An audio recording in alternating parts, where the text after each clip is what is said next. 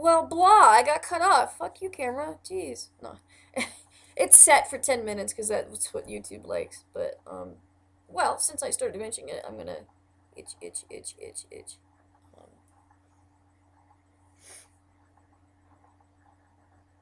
the medication thing is kind of a big thing for me right now, too. And so I guess I'll mention that because I'll throw it in there with everything else that's fucking bothering me right now. Ehlers-Danlos is really, really painful. Not just because your joints dislocate, not because there's chest pain, not because all of that's there, but your body is in constant pain. And I get really annoyed by the question, where does it hurt?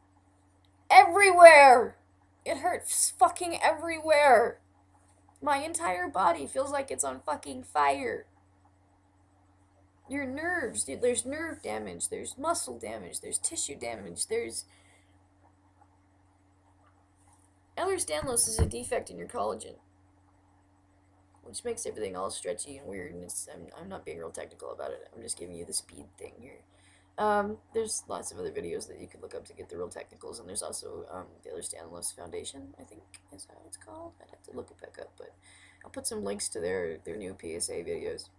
I think I have on my one of my Facebooks, but um, it's a defect in your collagen, and your body is like 80 something percent collagen. I'm not exactly sure. Again, I'm not being 100% technical here. I'm not a fucking scientist. Um, but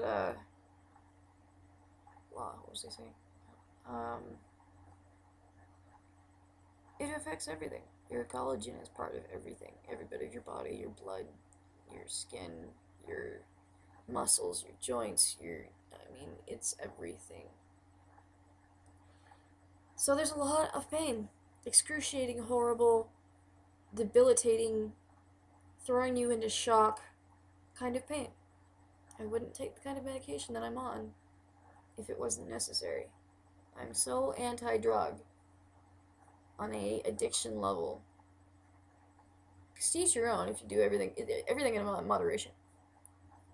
If it's a recreational thing that you have control over, I don't have a problem with it. If you randomly go out for a drink every once in a while, that's fine. I don't care. That's not what I'm talking about. I'm talking about when you get to the point that you're at addiction level and it's fucking up your life and you behave in a very horribly bad way, so on and so forth. That's the kind of thing that I'm having a problem with. Really bad about that. And especially because having to use the kind of medication that we use, the doctors and stuff treat you like an addict. Period. They do. They don't. Sorry. One of my joker's turn. I'm very picky about my backgrounds. If you haven't noticed, I want them to be nice. Um, they treat you like an addict. It doesn't matter. I've never had a hot UA. I've never been busted for stealing drugs. I've never been arrested or any other, whatever. And but they still treat you that way. They treat everybody like that. And it's really annoying because I run into these people that abuse the drugs and they're the ones that make it hard for those of us who actually really do need it.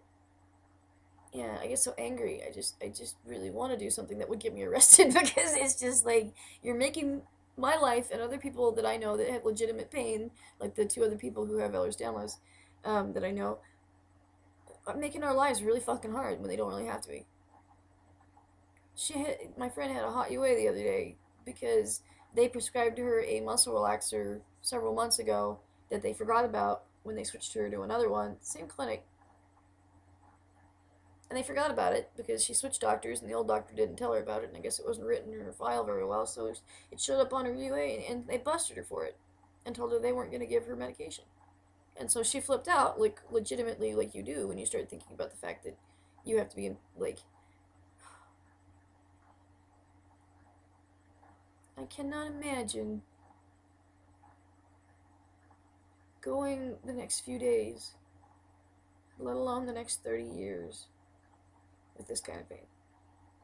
If you want to talk about like suicidalness, like, and not really belonging here and not wanting to be here, on top of all of the dysphoria and gender issues and all of that, that kind of pain, the constant debilitating pain that we have to go through, really, really throws you for a loop, and you're just like, fuck it.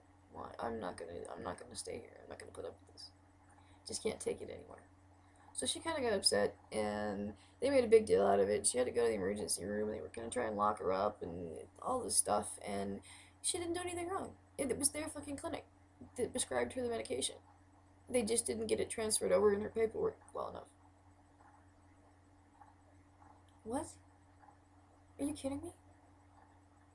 And then for me, just last month, I've been waiting 6 months to see a new pain doctor because the other one was a nut job.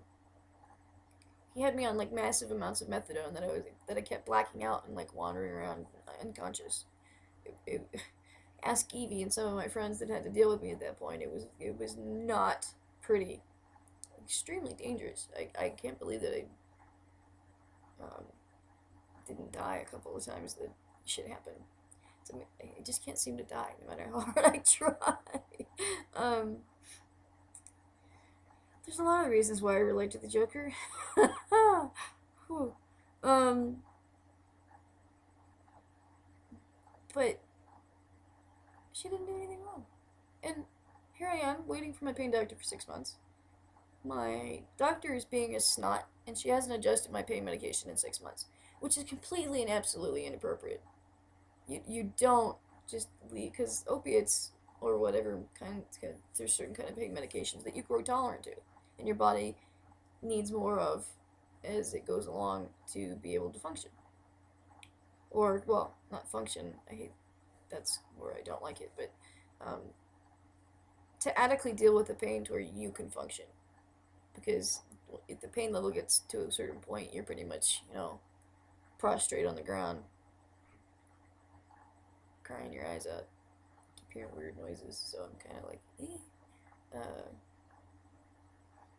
But, so I've been waiting 6 months, no pain adjustment whatsoever, so I've been pretty much suffering in horrible, excruciating pain, and one of I think it was my psychiatrist, made a comment about actually they can get in trouble for underprescribing, and one of the emergency room doctor actually agreed, but I don't know how to go about that exactly because my biggest fear is like looking like a shopper and stuff because they're really big about that, people trying to get medication from more than one doctor and all that kind of stuff.